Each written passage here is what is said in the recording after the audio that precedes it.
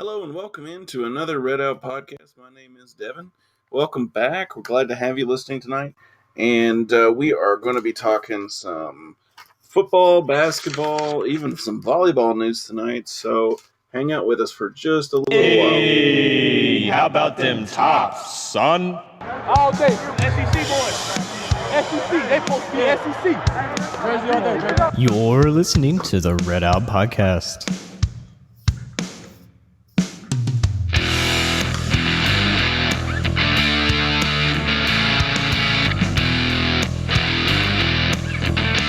Welcome back, guys. Good to have you in the studio with us. We've got Jared and we've got the resident old man, Matt McKay, with us talking tonight. How y'all doing? So, so we'll start off like we always do. Paper boy? I'm glad you're on the same page I am. We'll start out like we always do. Winners and losers. I'm going to pull one from last week. Utah beating Oregon. Was that not wild? Mm-hmm. Oh, yeah. I was pretty happy about that. And I'm probably going to take somebody's here, but Michigan over Ohio State. I'm glad to see Jim finally beat OSU. I hate the Buckeyes. Yes, it was good news for me. Especially since he's a Hilltopper family, with his dad and mom, and basically him helping Western when Western was kind of in the dark ages of football. Yeah. And then my loser this week is a very vague reference that some of you may or may not know. There is a girl, a woman, on TikTok claiming that Rome did not exist, that it was an invention of the Spanish Inquisition.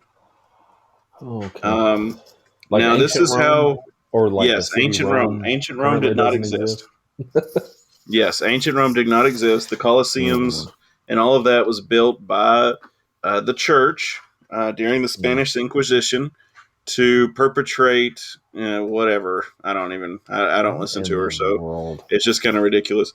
But here's how it pertains to the podcast. She is a WKU alumni. Oh, God. Yeah. Are you serious? I am dead serious. How did you know that? Is it like a teacher or something, or were they wearing a Western shirt or something? No. Please don't tell us they branded WKU with that video. God, no. No. Yeah, the PR at WKU was like, yeah, let's get on with this. This sounds like a great idea. No. Actually, some of the people who have been watching her videos and kind of trolling her, I saw a comment pop up and was like, is this what they teach at Western Kentucky University? And I was like, oh, God. Oh, cringe. Lord. I don't know how old she is. I don't know when she was there, but at the same point, I'm just like, hey, wow. Not all attention is good attention, is all I'm saying. Mm-hmm. So, yeah. So that's my loser for the week. That's a good one. Yeah, that is a good one. Very niche.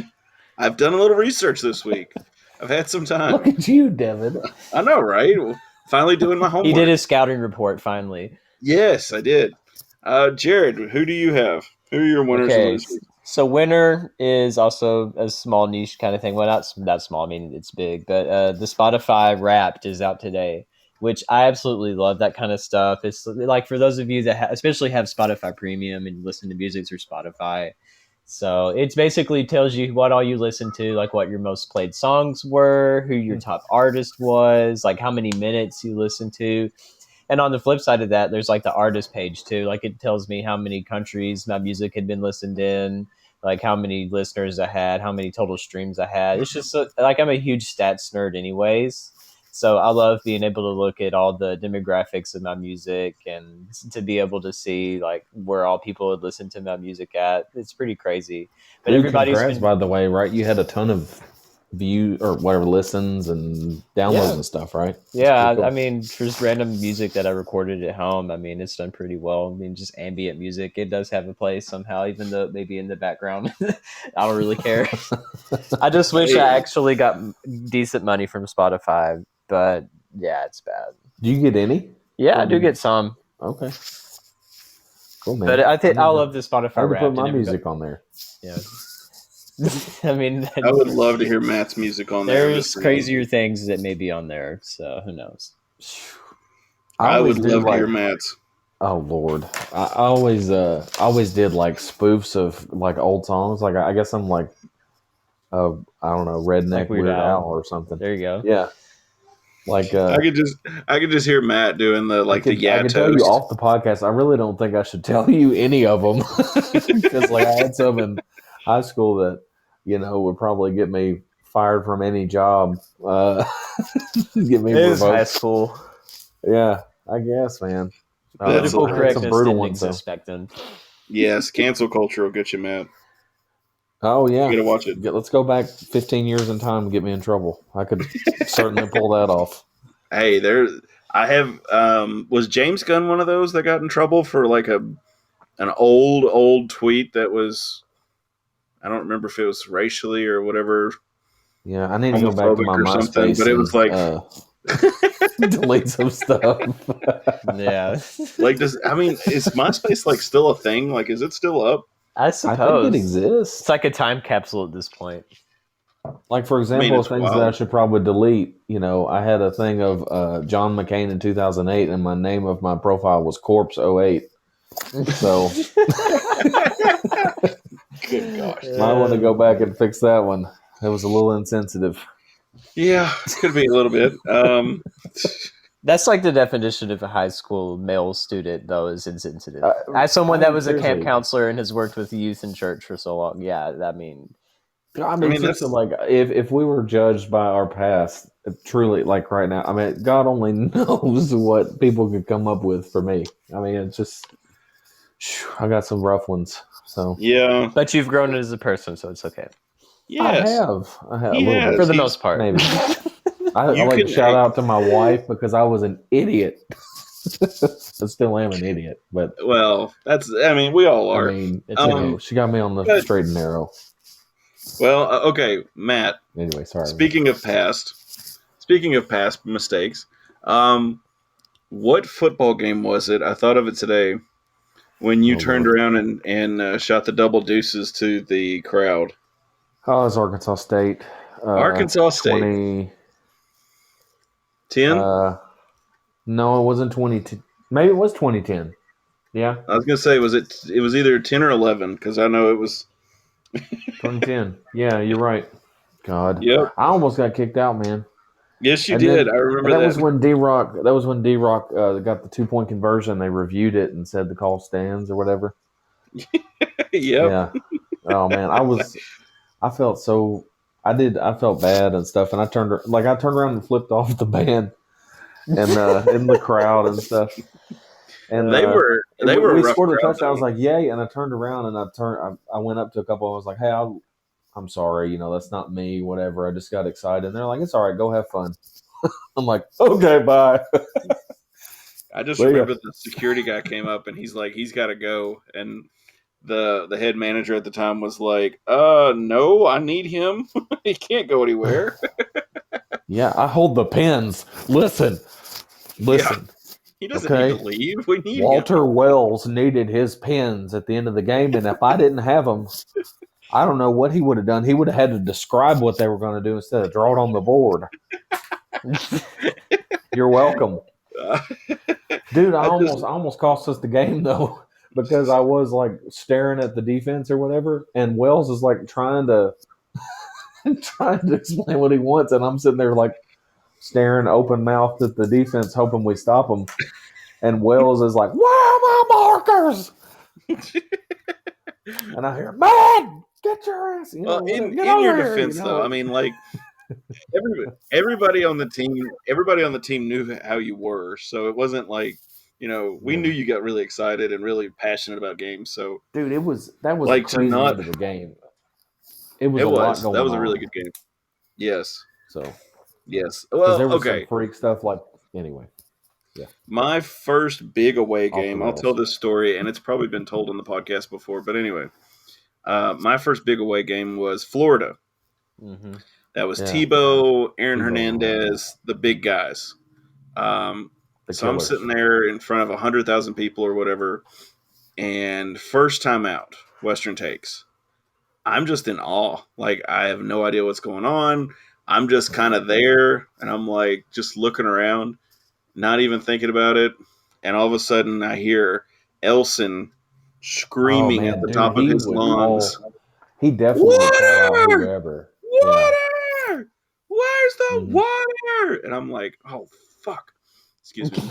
And, Frick. yeah, excuse me. Darn. And I was like, oh, crap. So I take off running in there into the huddle and start passing out water. I remember seeing that on it was on something like the ESPN did a special for Western playing Florida, like right before the game. And I got to see, and of course they were listening to Elson for whatever reason. And it was, him screaming for water. And it was you. Yeah, and it was all me. Yeah, of course, you couldn't see me running up or anything like that, but it was just like, cringe. Oh, man. It's not as bad as tripping in front of everyone at UK, though, I'm sure. That was a bad one, too. Yeah. That was a bad one, too. I think Matt would have been there for that, but I think you were ahead of me. Because we were towards the back. When you tripped at UK? Yes, what were you talking about? The last time I was at UK, I think it probably would have been 2010. It probably would have been that same year. Was it the year we won or the first time we played them? No. It wasn't the first time we played them. It was. Okay.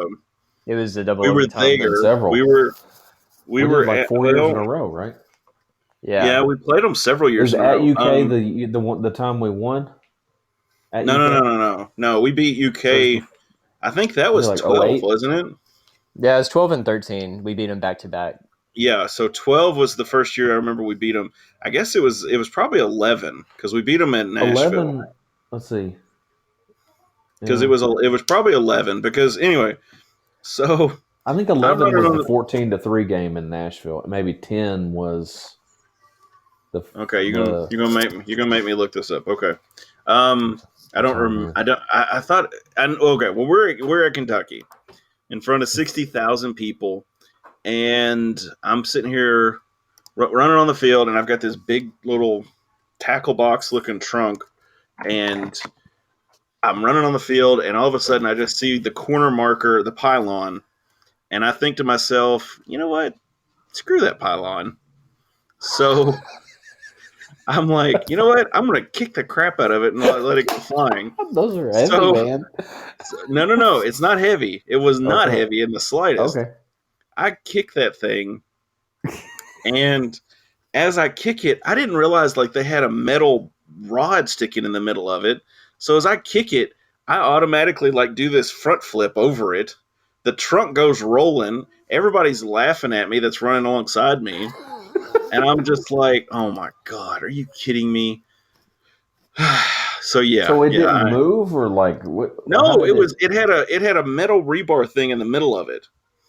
And so like when I went to kick it, I thought, well, it'll just go flying because it's got sand in the bottom of it or whatever. Heck no, dude, that thing was solid.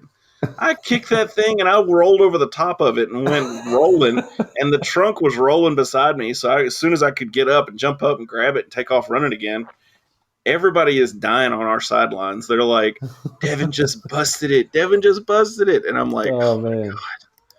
God. It's just one of those, that. Okay, was it the very first UK game? It had to have been 2010.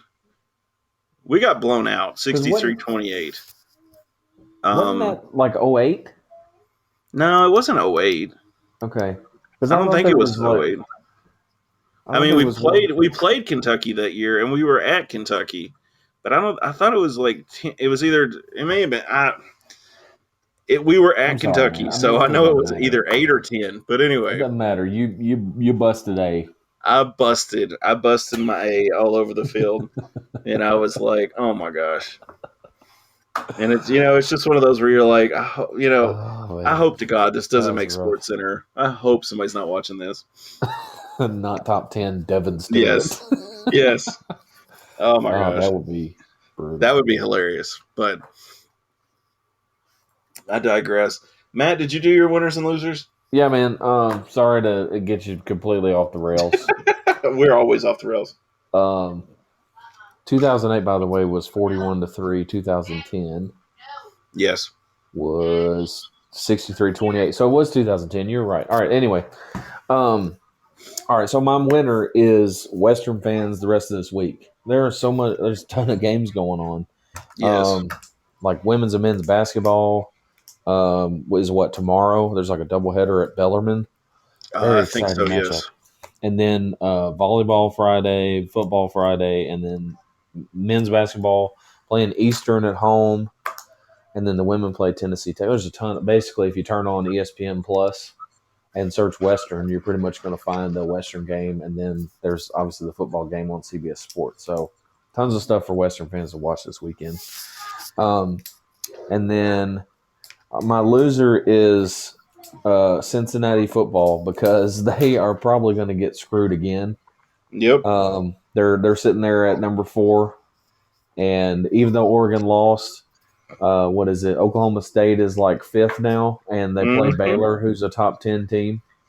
And so if Baylor doesn't win, most likely Cincinnati is going to get jumped, and they're going to be number 5 in the playoff unless Alabama loses. So yeah, if Alabama wins, that'll screw up everything. Yeah, I'm really hoping that they make it because I just want to see what happens when a group of 5 team gets in there. Can they compete? Do they suck? Do they get murdered? I just want to see it. Imagine if they win it all.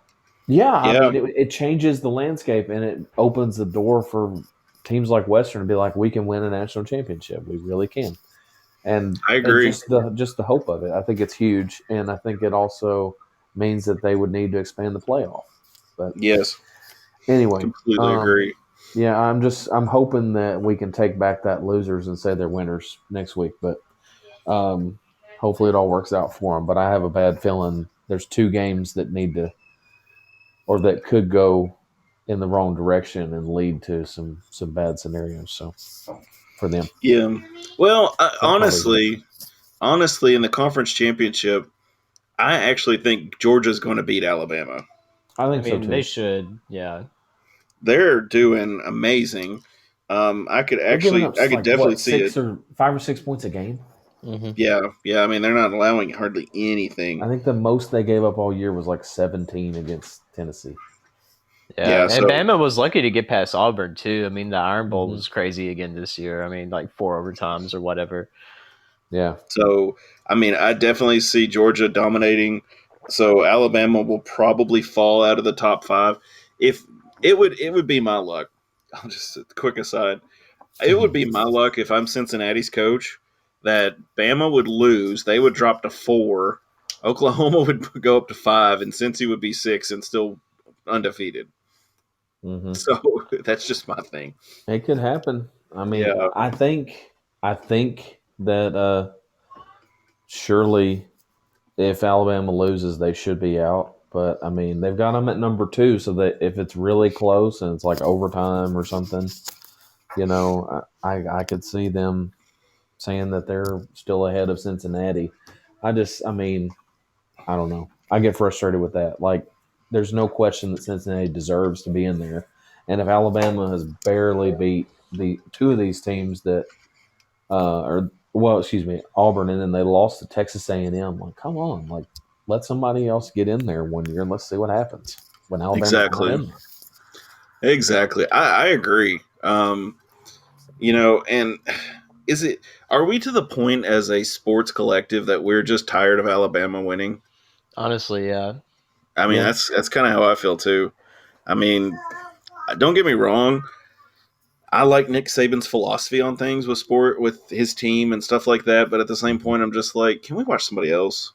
You know, I mean, like even Clemson this year, they haven't done a lot. They've just kind of fallen off. Oh yeah, they are still ranked, but man, they were horrible to start the year. They couldn't. Yeah, they had a really rough start. So I mean, I don't know. Yeah, I digress. Alabama would be human. Yes. I digress. Let's get back to let's talk something positive. Western sports. Another winner. I just want to throw out real quick. I'll go to ESPN and I do a lot of my numbers through ESPN. Western soccer has made it to ESPN. There we go. That's hilarious. I figured volleyball would be up there, but no. It's Western soccer. So when you do the little search bar and you just type in WKU, it pops up at the bottom. like college soccer women's or something like that, and I was like, so I just clicked it because I'm like, what is this? And it's women's soccer. Anyway, so we got volleyball, 27-1, wins Conference USA this year, gets the automatic bid to the big dance. I mean, were we really surprised though? Not really. No, they returned everybody, and they went to the Sweet 16 last year. So is the Sweet 16 the goal this year, if not farther? I would say try to get farther. I mean, it's interesting. I don't know. They have a tough draw, to be honest. Like, so they've got South Carolina's a tough one, you think? Well, I mean, they're 14-14, so obviously they're not that great, but they do have some decent wins, and they've competed well with some teams that I think Western would struggle with. So they have the talent that they could pull off an upset and beat Western in the first round. Yeah, but we should beat them. I mean, we should handle them and take care of business. But Western struggles with teams that tend to be a little bigger than them. Fortunately, none of the teams that they're facing that they could face are like massive. Like they don't have any, 6'7" girls or whatever. But they're a little bit bigger than Western. Each of the teams actually is a little bigger. So, yeah, I think it's kind of a tough draw. I think Georgia Tech, if Western makes it to the round 32 after South Carolina, I think they'll be pretty tough to get past. I think they're really good and athletic and stuff. We are actually in the same bracket as Louisville. I just found that. Uh-huh. Yeah, we have to run through Louisville to get to the Final Four. Yeah, that's going to be a tough them one. In the Elite Eight. If we get to the Elite Eight or the Final Four, then yeah, definitely we'll have to face them. But South Carolina, I read, actually beat number 7 Kentucky. Mm-hmm. See, that's what I'm saying. Like they have some quality wins along with some head scratching losses, but they played a really tough schedule. That's how they got in at 500. According to WKU Sports, this is one of 3 times Western and South Carolina have met. This will be number 4, and South Carolina has the advantage at 2-1, and they haven't played each other since 1993. So before Jared, yeah. That's the year I was born. You were born in 93? Okay. Yeah. Gosh. Oh my gosh. Anyway, so like Matt was saying, they were 14-14 overall. They've beaten Washington State, Rice, and Kentucky. They are going to be playing at 3 to 3:30 p.m. Central. So I'm guessing it can start anywhere between 3 and 3:30. On Friday, December 3rd, so in 2 days. 2 days as we're recording. And then they will play, if they win that game, match, whatever. If they win that match, they will be playing on Saturday, December 4th between 4 to 6 p.m. Central against either Georgia Tech or the Citadel. And I don't know anything about Georgia Tech or the Citadel, so. I did a little bit of research. Citadel, I mean, I will be shocked if Citadel does anything. Okay. They're obviously like one of the bottom 10 teams or so that made it into the tournament. Mm-hmm. They did win their conference, but they were like, I think they had a losing, or they were like 8-9 or 9-8 or something in their conference. So they're about 500 in their conference. So they upset some people to win their championship. But they do have some size, and they've got some decent players and stuff. But I would expect Georgia Tech to sweep pretty much, and I think Georgia Tech's only ranked like 13th or 14th. Yeah, well, they're the 8th seed, but in the polls they were like 13th or 14th. But man, they had some really really tough schedule. The ACC was really good this year. And anyway, they had 5 losses, but they were all to quality teams. I think there was one that it didn't end up being a ranked team, and that was Notre Dame, who was ranked at the time. Who Western beat, by the way. But anyway, there were a few common opponents, and there were similar results between Western and Georgia Tech. So I think it should be a good game. I honestly I picked Georgia Tech to beat Western in the round of 32. I think they're going to be a little strong for us, but I mean, obviously, we have the experience to make. We made it to the Sweet 16 last year. They made it to the round of 32. So um, it's going to be interesting, but it's a really tough road to have to face an SEC team that could beat anybody, and then face ACC team who could possibly win the whole thing to try to get to Sweet 16. Now, I'm no volleyball expert or anything, but I feel like South Carolina has that upside potential that is what makes them dangerous. Correct? Yeah, I mean, it's like a lot of Western fans would recognize when Dennis Felton was the coach at Georgia, and everybody was Yes. talking about how Georgia is they're a 15 seed, but they're dangerous on a number 2 seed, and they ended up losing. But I mean, they have that kind of like SEC talent. They've got bigger girls and stuff like that. They just may be a little young, or it didn't come together for them.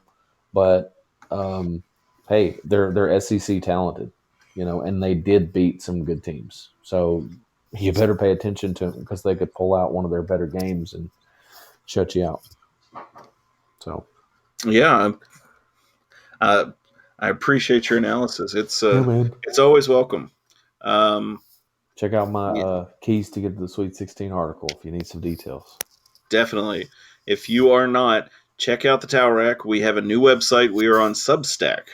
And that is actually going to be very convenient for you, because if you subscribe to our Substack, you will get emails daily whenever articles come out. So you don't have to go to the Towel Rack and look for it. You can just sit on your phone or whatever and go to your email. Boop, there it is. Just read away. That's my plug. That's my plug for that. So there we go. But like I said, the next round we'll be playing December 4th at 6 p.m. Central Standard Time, Georgia Tech or Citadel, if we make it. Fingers crossed. I don't know. Is the games available to watch, like ESPN Plus or some ESPN crap? Plus, yeah. Good, and good. Also locally, it'll be on 102.7 on the radio if you don't have ESPN Plus. If you're not local, ESPN Plus. If you are local, 102.7. Is that what you said? Yeah, 102.7. I think it's ESPN 102.7. And they may possibly have it on the app, on the WKU Game Day app. I know they've added women's basketball, but anyway.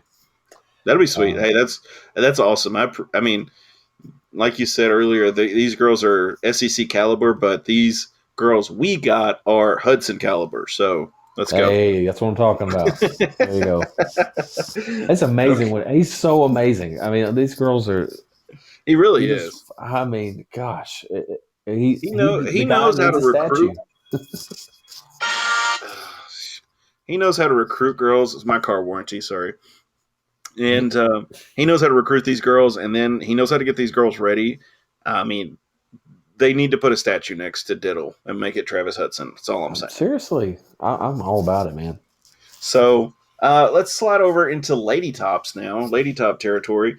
Going from the last time we talked, the Lady Tops played Kentucky State. They won 96-59. On the 24th, they played Indiana State. They beat them 83-65. And then on the 28th, which was 3 days ago, they beat Tennessee State 77-65. Matt, what did you think? Did you watch some of these games? What do you think about the girls? I got to see a little bit of it. I haven't seen a ton of them yet. But I'll just say, just looking at some stats and stuff, just kind of paying attention, they're already more than halfway to their win total last year. They were 7-16 last year, so they're already 4-3. They have a winning record. They didn't have a winning record at all at any point last year. In the exhibition, they scored the most points that they've scored since like 2000, or it might have been the 90s in any game. So, of course, it's exhibition. So, obviously, it's not, the Bible on how good they're going to be. But, I mean, it's an indication that they're actually going to be able to score some points this year. They did have one bad game against Kansas State. They lost, they only scored 44. But every other game, and they actually lost to UT Martin, only scored 47, but most games they've been scoring in the 60s, upper 60s to kind of the 80s and 90s. So I think they're going to be pretty decent, or at least not awful. I mean, last year was torture trying to watch the Lady Toppers, and they were a little better when Raneem got back, but they were still a mess.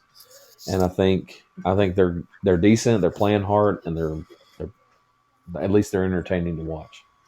Yeah, I mean, so the only thing we need now is for people to show up and watch them play. Yeah, amen. These girls need support. Seriously, I agree, 100%. Yeah, I mean, they deserve it. They work really hard, and they're entertaining, and they've been better than the guys the last decade. Overall, in terms of results. Yeah, I mean, if you want to go see a win, go see the Lady Toppers the last decade, because the guys were more likely to lose than the girls. The girls are going to be playing the Bellarmine Knights. They're at Bellarmine. So Bellarmine is 1-4 and 1-0 at home right now. So that game is at Freedom Hall, which is kind of interesting. Is it Freedom Hall? Yeah, that's what it says on ESPN. It's at 6:30 Eastern, December 2nd. So tomorrow night, 5:30 p.m. Central Standard Time for you all. It is on ESPN Plus. So, like I keep preaching, if you got little girls, if you've got a young lady who wants to play basketball or has an interest in basketball, let them watch these girls play. They need idols to look up to if they want to play sports like this. So, support it. And then, of course, the ladies are going to be playing Tennessee Tech Golden Eagles. That's at Western on December 5th, and that game is at 3 p.m. Eastern on ESPN Plus again. I love ESPN Plus. I'm not even going to lie. I don't know about their announcers sometimes, but I do like that the games are always Western games are on ESPN Plus. And then, of course, let's see. We have another game on December 15th against Miami, Ohio. They got a break for finals, and then they come back. Yeah. And play a bunch of games on the road. Hey, that being a student athlete, that would be like super hard to get ready for finals. Mm-hmm. Like the week before, you got 2 games, and then you got to go into your finals. I mean, I know it was difficult for us, Devin. I mean, did you have issues in the fall trying to figure out how to get your work done? And dude, I didn't go on I stayed away from a trip so I could take a stupid quiz for a class. Because that's your problem. I just failed my classes, but you still got that. Just pass it in the spring. He's good to go. Hey, stops, right? That's right. They needed me. That's right. Yeah, no, dude. My first semester as a Topper football manager, my GPA started with point. I got a 0.8. So I had to learn how to adjust, man. It's hard. I mean, it really is hard. It was very hard. I can't imagine, like we were working, like I was working at a gas station too. So, I mean, I was working hard, and I during the fall, I seriously usually would have like maybe 3 or 4 days off that I didn't have work or football. I mean, it was 6 days a week, and then you go to work on the 7th day. Yeah. And that's just how it was. So I had to figure out how to make my life work, and it was difficult. And I can't imagine being an athlete, getting beat up and physically exhausted, and then you're trying to do your homework at 11 o'clock at night, and you're falling asleep, and it's tempting to miss class. It's tough. From my experience with the guys, and depending on where they fell on the academic spectrum, like they were so scheduled in season, like, weights in the morning, breakfast, class, meetings, lunch mixed in there, practice, the treatment, and then after treatment, after practice, then they had to go do study hall. Some of them did. So, I mean, basically from when they got up in the morning to when they went to bed, their day was scheduled. They had no questions as to what they were doing. One of my favorite things the NCAA Hall of Champions has in Indy, I don't know if they still have it. They change their exhibits a lot. It was this whole thing. It was like a whole schedule, like time slots of like what a standard student athlete schedule was. And you have to try to figure it out and have certain hours to do that and actually try to put together a student athlete schedule that works in the right slots of hours. And man, it was hard. It's I do not envy them whatsoever. And I mean, it's a full-time job. It is. It really is. And I mean, even trying to figure out like Matt said, going from high school, and I don't know about you, Matt, but I didn't study in high school. I did homework right after the class was over for that class, or I did it right before that class started. Mm-hmm. And trying to learn how to study for that class was a super hard thing to do. Mm-hmm. To go from not having to do anything to actually doing work. Because I had, no joke, I'll swear on a Bible, I had a 95 average in high school and I didn't have to crack a book. All I did was pay attention in class. That's it. Well, you went to Allen County, right? Yes, thank you. Thank you. Yes. I wasn't just going to say it, but I went to Greenwood, so it was a much higher academic standard. I will say I was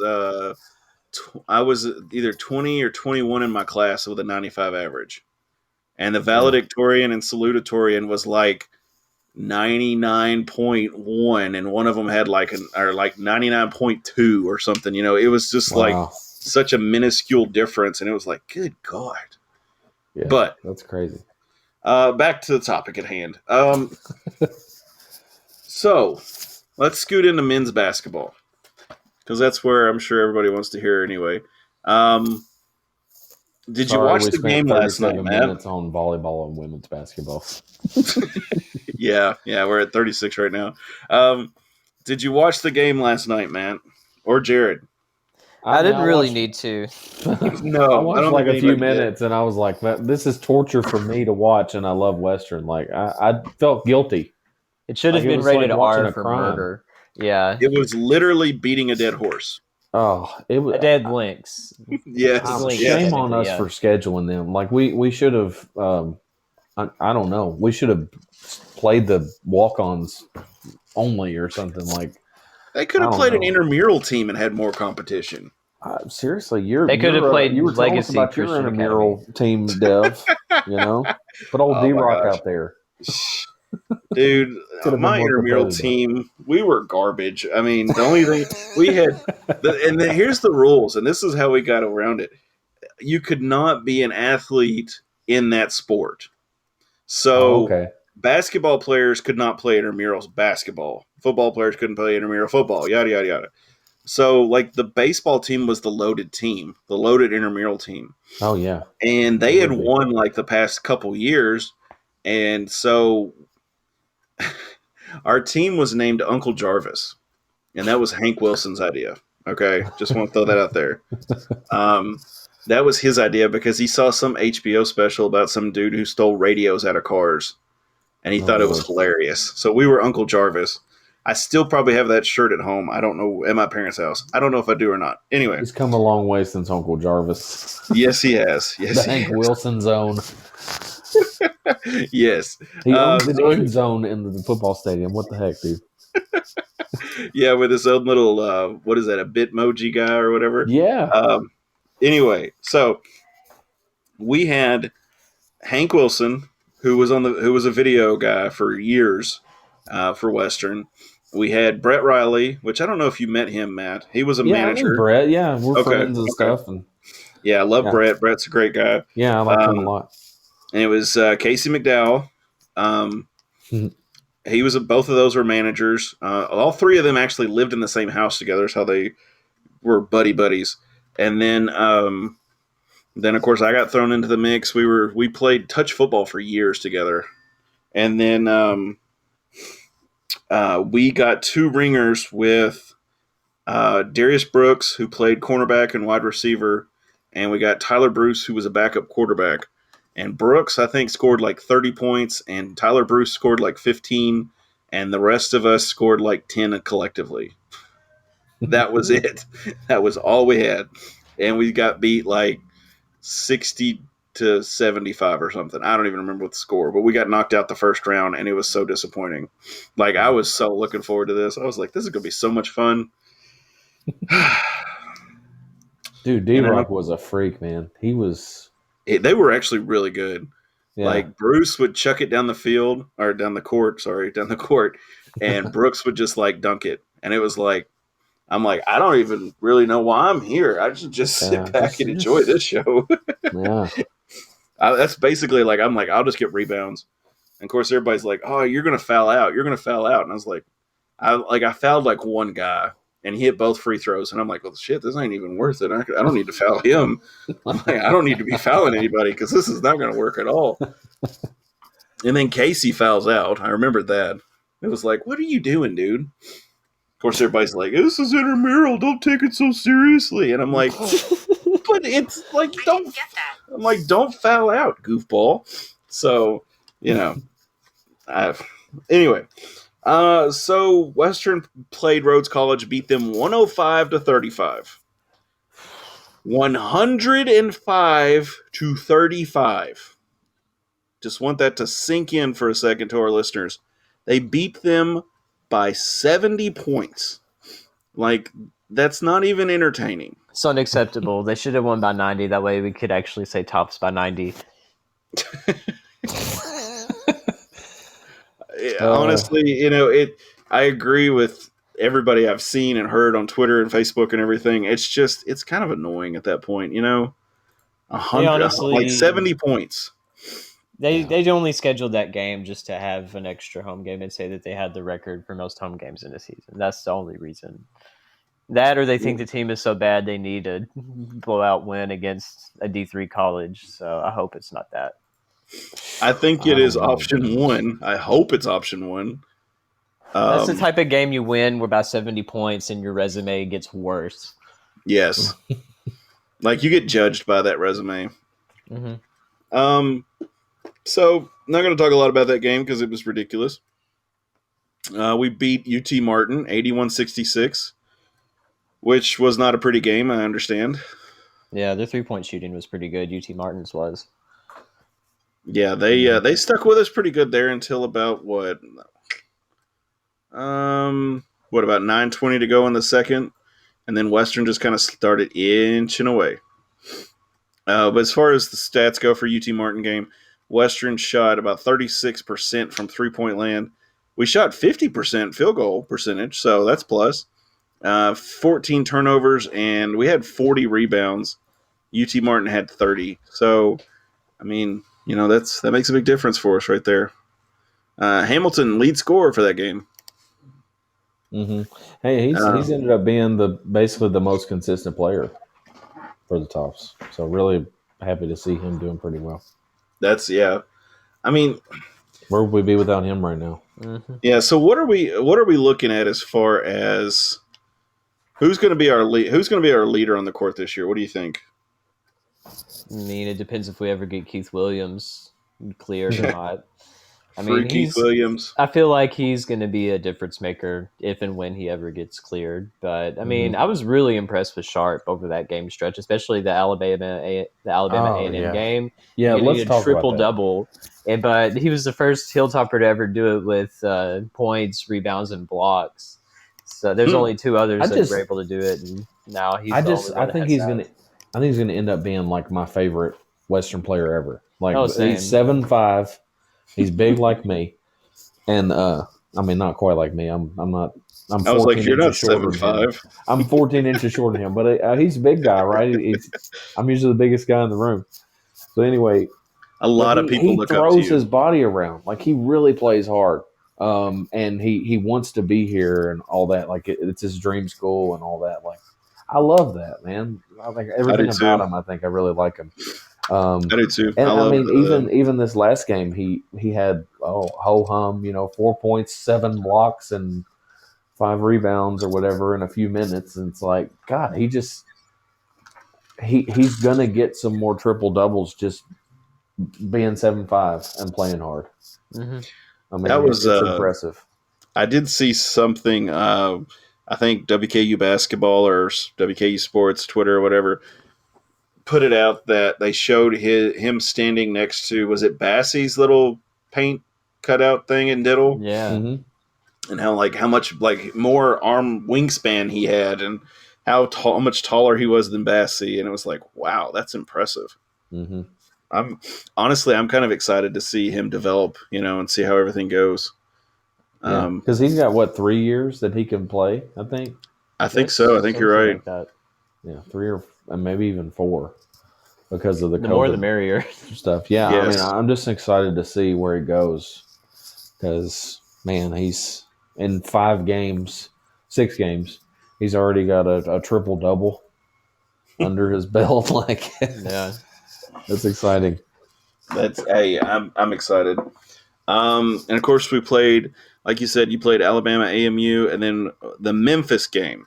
We haven't talked about the Memphis game yet. What did you all think of the Memphis game? Honestly, I didn't think it was too bad. It was, if you liked teams that hold on to the ball, then it was terrible to watch. They had like a combined 50-something turnovers. Both teams did. Nobody knew how to hold on to the ball.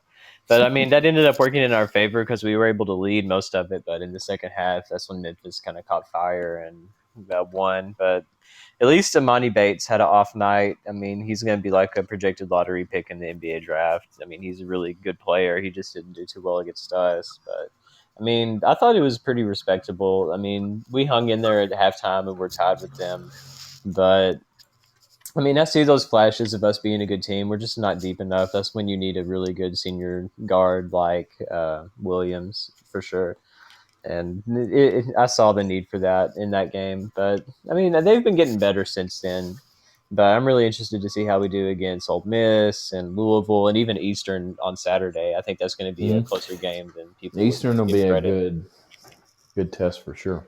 Yeah, it's always a good old school rivalry game. I mean, my dad, he was at Western during the OVC days and all the big games against Eastern. So, I mean, that hatred has been instilled in me since I was born. So, it's fun. I was one of the last times we played Eastern at Eastern. My boss told me, he's like, you have to wear your raincoat out on the field. And I'm like, it's not raining. He's like, they will pour beer on you as you run out from underneath the Eastern Stadium. And I'm like, you're kidding. He's like, no. And I'm like, good gosh, man. How crazy is this? But, of course, they didn't do that. But, you know, it's just the rivalry. That's just how it goes. Yes, I look forward to the EKU game and to actually be able to say we're playing somebody. And then, of course, after that, we've got Buffalo on, December 4th, we've got EKU at 7 p.m. And on December 8th, we've got Buffalo. And those are on ESPN Plus, looks like. Double check and make sure Buffalo is. Yes, both those games are on ESPN Plus. And EKU like I said, on WKYU as well. So okay. Yeah. Watch it locally. Yes. So if you don't have ESPN Plus, watch whatever Matt just said because I didn't catch all of that. WKYU. WKYU. Yes. Watch it on there. See your Lost River sessions, man. I know, right? Jared, do you get WKYU? Yeah, I do. I see oh my gosh, that stuff is brutal. I used to watch the PBS. I don't give a damn. Oh God. Yeah. Oh my gosh. I know. I feel like they got these dudes with like 4-foot beards playing banjos and stuff. See, they need to let me do my ambient music on there. I'm sure that would make the viewership go up. Oh yeah, that's right. We'll need to make a bunch of well noises. More views and plays than they do. I'll record over at the Bates Arboretum or whatever outside, make ambient well noises, and it'll be very artistic. It'll be great. Oh my gosh. So finally tonight we're talking football. There's a somewhat important game, maybe. I don't know. Well, I mean, for number 4 Western against number 1 UTSA, yeah. So let's back up a little bit. Western played the Owls senior night. We beat them 52-17, and it was a glorious night. And then we played Marshall for the Conference USA East. And I do have to say that was a very stressful first half. Yeah, I was really concerned. I honestly, and Matt can attest this. Honestly, I went outside and started putting up Christmas lights during the first half. I could not watch it. I was so stressed. I was like, this is crap. I hate Marshall. It's like, screw you guys. I can't do this. My wife's like, you need to go outside and do Christmas lights. Fine, I'll go do Christmas lights. I can't watch this.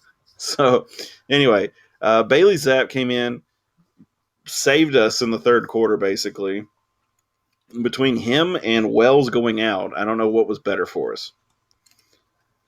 Did Wells make that big of a difference, do you think, Matt or Jared? I think it did, because you could definitely tell that a lot of the air kind of flew out of their sails when he went down. And I mean, their backup, he wasn't horrible, but obviously looking at the second quarter, the beginning of the second half and the third quarter, I mean, that's when we basically dominated and completely flipped the momentum. And once we had the momentum, we were gone. So it was good to have that. I mean, they didn't have enough time to adjust to fit the offense of a new quarterback on the whim like that after losing their best passer they've had all season. So, I mean, it was difficult, but I mean, I'm not mad with the outcome of the game at all. Oh no, Lord no. I'd say, to answer your question, I mean, I'd say it made a little bit of a difference, like maybe a touchdown or two. But I still think, like I was telling y'all in the chat and stuff, like I felt like we were fine. They were coming together, and it was hard to hold us down. Like, just percentages played out, and we were gonna explode. It was just for a matter of how much. And I think if Wells was there, maybe it could have been a little closer, but I honestly feel like we would have won either way. So I don't think it really made a difference, but it impacted it some. I will say, in Matt's defense, I texted him and I was like, dude, just keep me updated. I can't watch this. Of course, after halftime, I went back in and I started watching again. But he was like, I'm not worried. We got this. Here comes the blowout. And he was right. Flipped the switch, and Western scored 24 points in the third quarter. And, I mean, went up and just dominated. We were only held to 2 field goals in the first, which I don't know what adjustments were made at halftime, but they were well needed. And then, of course, Western. Go ahead. Sorry, buddy. No, you're good. I think it's just the reason that I felt like we were fine. We started, first of all, the first 14 points, they did score on the first 2 drives, but we made them work to get that. So it was sure they scored, but they were getting maybe, 5 yards of play or something. Like, we were making them methodically go down the field, and we committed a few penalties that helped them out and stuff. But the defense was playing pretty well, even though we gave up the first 2 scores. And then it kind of evened out that the rest of the game, the defense played well the whole game. It's just that very beginning, it just made it look like they weren't ready to go because they scored. But I thought they were fine. And it did seem like the guys came out flat. I will say that. Yeah. And I mean, obviously the offense was horrible. Zappy was like 4 of 14 for 17 yards into the second quarter. I mean, obviously that's garbage. I mean, he was horrible. And he only threw a little over 50% the whole game. So it was not his best game at all. And that was credit to Marshall. I mean, they were really good defensively. Papa Guidry, former Hilltopper defensive coordinator, interim coach. Yeah. Yeah. He did a good job, and they did a good job, and they're really good on defense. When you look at the second quarter, we had some opportunities, and we screwed up, or we would have been at least tied or possibly ahead in the second. And it just kind of felt like right at the end, we were starting to figure out, okay, the quarterback is actually injured and he's probably not coming back. And we were starting to do some things, and it looked like the defense had figured out what they needed to do to basically keep Marshall from doing very much more. And so I just felt like, we're going to get a few scores here busted open, and we'll be fine. I didn't think we'd outscore them 53-7 after being up 14-0, but I mean, I thought we were fine. Have either of you seen a onside kick returned for a touchdown before? Never in my life. I think I've seen it once, but I can't remember where it was from. Like, I've never seen that in my entire life. Yeah. It was wild for sure.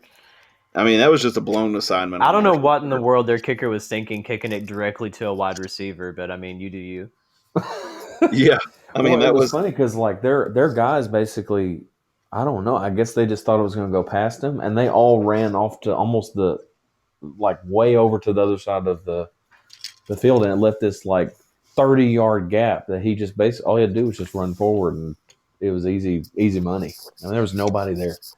Honestly, I think they were expecting it to hop.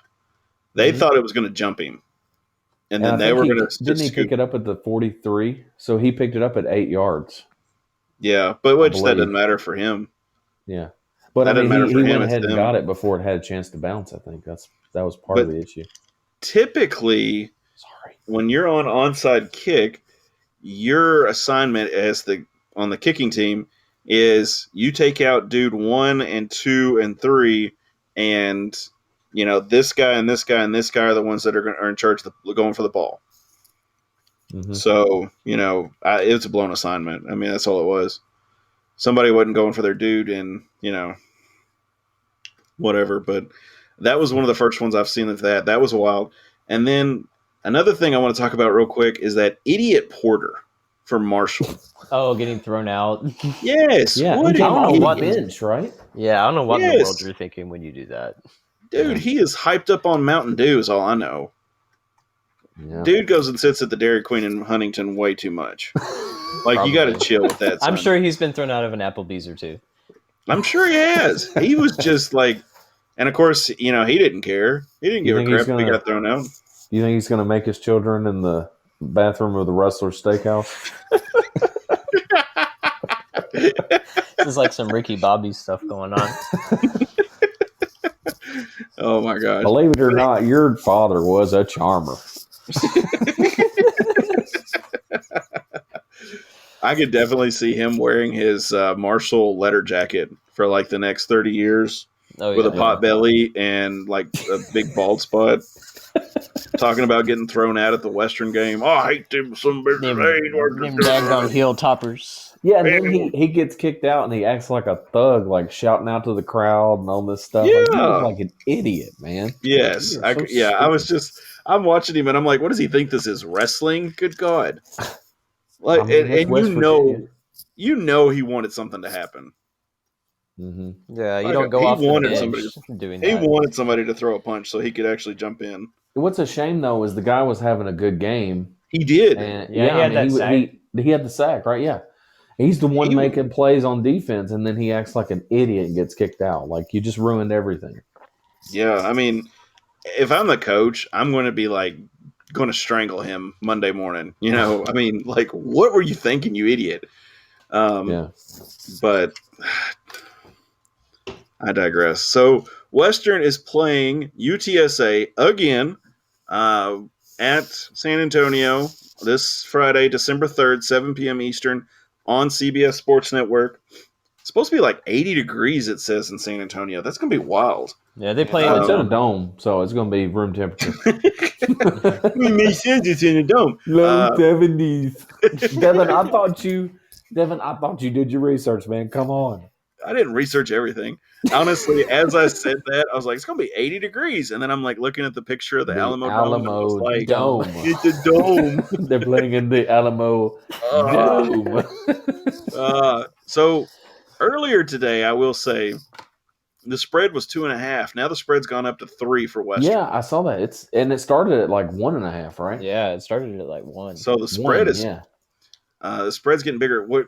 Normally what happens is home teams get a 3-point advantage. So that's thinking that Western's going to beat them by 6-ish if we were on a neutral site. Just throwing that out there. I think in college it's actually a little more than that. Okay. I think if it was at Western, we'd probably be almost 10. Hey, that's fine with me. But I think the numbers are low, dude. They're saying 36. Oh, maybe that's not that. Okay. Yeah. They're still saying Western. Over under 72, 73, something like that. Yeah, 72.5, which I don't know. I mean, it's going to be a high scoring game. And I could definitely see Western. I can see Western throwing up at least 40 points. I think my prediction had more, but yeah, I can definitely see Western throwing up some points in this game. And I think UTSA can stay with them as long as they don't have any, major injuries. I don't know. I'm wondering. I mean, I think the defense is a whole lot better than it was the first time. And Okay. I'm really struggling to see if, like, I think we talked about it internally with our chat and stuff. Like, if we beat Marshall, surely we'll beat UTSA. But I don't know. I mean, they're definitely capable. But I just think like they've only had a few games where they scored into the 40s, and one of them was against us. So I'm thinking if we do this again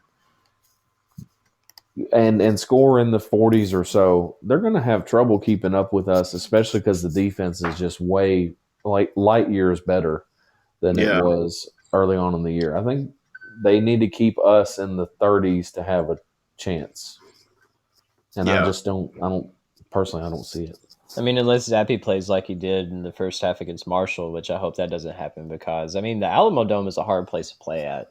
Because, I mean, the interview I did with UTSA Jared, he was talking about how he probably thinks there's going to be like close to 40,000 people there. And the acoustics in the Dome, anyways, are already like different than any other stadium we've ever played in.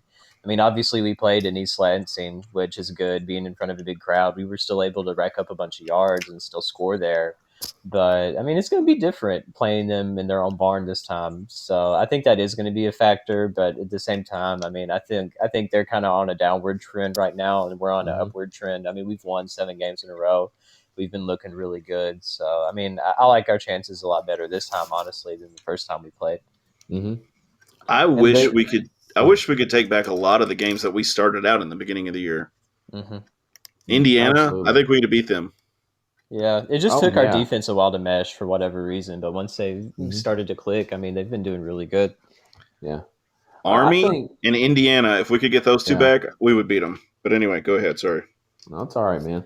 I just think UTSA had to play their best game then to beat us then with a god-awful defense that could hardly stop anybody. And now I struggle if and I think that they have a pretty weak secondary. Like Jared from UTSA said that in his answers to you, Jared, was basically like, we don't really have that great of a secondary. So I think that's how Zappy was and how the offense was able to get 670 yards or something. Oh yeah, it was like really 600. Played well, just kind of blew some opportunities, or we could have scored 60 in that game.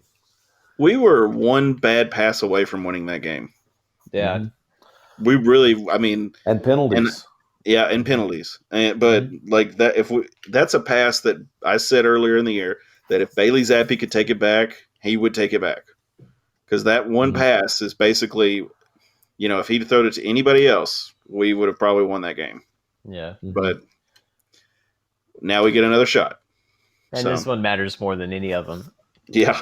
Absolutely. Hey, I'd rather lose the one at the beginning of the year and win this one than vice versa. I mean, it's always say, it's hard to beat the same team twice. So I hope that works in our favor. Well, that's what happened in 2015, right? We lost to La Tech at the beginning of the year. And then we took good care of business in the championship. Yeah. So the final thing I'm going to talk about here real quick is, of course, this isn't scripted. This is just off the hip. Those people who follow teams and concert, bands around, I don't see how y'all can afford that. Yeah. Right? Like being an adult, I've got the kid, I got my job, I got all this other stuff going on. I don't see how people can just drop everything and be like, hey, we got tickets to San Antonio. And you're like, you just were at Marshall. What are you doing? How do you follow the team? But I mean, am I alone in this? I mean, I get going to a few games. Don't get me wrong. I'd be like, okay, yeah, I can go to Bowling Green. I can watch this game. I can go to this one. It's close. I can do that, but not every single game. Yeah, the away games especially. I mean, you better have a good travel visa or something if you're going to be going across the country as big as Conference USA is spread apart. But I mean, even my junior year of college is when I went. It was just basketball. I went to every single home game except for 2, and I thought that was pretty good. And I mean, that was still a full-time college student and everything at the same time. And I live in Franklin, so I mean, I was able to make all but 2 of them, and I thought that was pretty decent. I couldn't imagine someone doing all of them plus the away games. I mean, you would literally You'd have to be like your own boss kind of thing or make your own schedule or work from home or something like that. Well, yeah, I mean, I was in insurance when when I first graduated, and I still am, whatever. But like we do have our we do have our ability to make our own schedule and stuff. We did some dumb things and got into some debt to go to some of those games we went to. But I mean, I was still kind of in college mode, so I think we went to every game in 2014, or almost every one of them, besides the one. There might have been one in Florida that's impressive. Yeah, no, I seriously did. We went to LSU. We went to La Tech. That 59-10 La Tech game, we were at that game. Oh my gosh! Yeah, it was a complete letdown. 59-10 after all that. Okay, wow. But anyway, yeah, I mean, we traveled a lot, and it was just choices, and we had that. We had the ability that we could kind of make our own schedule, like Jared said. But I mean, we went to the bowl games and stuff, and yeah, because I mean, 2014. No, it was 2015 is when I got to go to the last home games we had, and then the conference championship game, the one against Southern Miss, the very first one we had, and then that's when we went to Miami for the bowl game for that, because I was desperate. Like, I was like, because this was the last time as a student I'd get to ever do this. I was like, I got to go to this bowl game, dadgummit. I got a free ticket. I just got to get away down there. And that's how I got in contact with you. We went. So Matt, did you go to the Central Michigan game in the Bahamas? No, I didn't go to that one. I wanted to. I was sick that I didn't get to go. And and we just couldn't afford it. I mean, well, no, dude. That's what I was just thinking. I was like, because you said you had incurred a little debt going around to these games, dude, and I was like, we were stupid. Yeah, if you went to the Bahamas, of course you did, man. We went to the 2015 Final Four. That was the one that UK was undefeated, and it was Wisconsin, Duke, and Michigan State. We went to the Final Four, and that year we made like gross on our tax, or excuse me, net on our taxes. We showed like $4,000. Gross was like 25 or whatever, but we didn't hardly make anything, and we just put stuff on credit cards, and here we are swimming in debt. I learned a lot from following the Tops. Don't do that. No, just think of how nice it's going to be though. Like 40 years from now, when we're all retired and we can just go to be like the boomers now and be season ticket holders. And I was going to say that everywhere. I was going to say that I had people in my office who were talking about setting up their retirement and stuff. When you got like a $2,000 budget and you're making $80,000 a year guaranteed the rest of your life, you got $4,000, $5,000, $6,000 a year to blow. To just go do whatever, or excuse me, no, $4,000, $5,000, $6,000 of about $4,000 a month that you can just go do whatever you want. So I mean, that'd be so sweet. Yeah, I mean, get those courtside tickets back. Yep, that's right. That's right. Get my plane, go fly over there. And then I can go with you and sit courtside for one game and see us get blown out by 30 points to middle. You're welcome. I should have thrown up on the court and just put an end to all of it. Yeah. All right. And then there was another middle game that Justin Johnson, or no, it was the goaltending, and I got kicked out. It's fun. They didn't call the goaltending. I let the official know what I thought. So anyway, Western's playing the biggest game this week. Western's going to be playing UTSA in San Antonio in the Alamo Dome, which is a dome. It's going to be 80 degrees. Apparently it's 50-50 according to ESPN's FPI matchup. The game is going to be at 7 p.m. Eastern, 6 p.m. Central on CBS Sports Network. Watch the game, support the Tops. Basketball's got games this week on ESPN Plus. Tops by 9. Lady Tops have games this week on ESPN Plus. And volleyball, support them this week. Their games are on ESPN Plus as well. They've got South Carolina, and then they're going to be playing. Seriously, rest of this week, Georgia ESPN Tech, Plus, search Western. You'll find something. So follow them, support them. Like I said, follow the Towel Rack, subscribe to the Substack. You'll get your emails and all that good notifications to allow you to keep following all the news and everything. Excuse me, sorry. Ugh. I had Fazoli's earlier, and it is causing some burps. Excuse me. All good. So man. Heartburn. Yeah, I'm gonna have to go take some Tums here in a second. But Sport the Tops will be back next week to cover the Conference USA Championship game. We'll be hopefully talking some bowl games, figuring out where we're going, since Middle's got the Bahamas. Trash. Anyway, so definitely check that out. We'll be back next week to talk that. And we'll be talking more basketball and hopefully talking about some volleyball Sweet 16 matchups. But as always, guys, go Tops. Go Tops. Go Tops.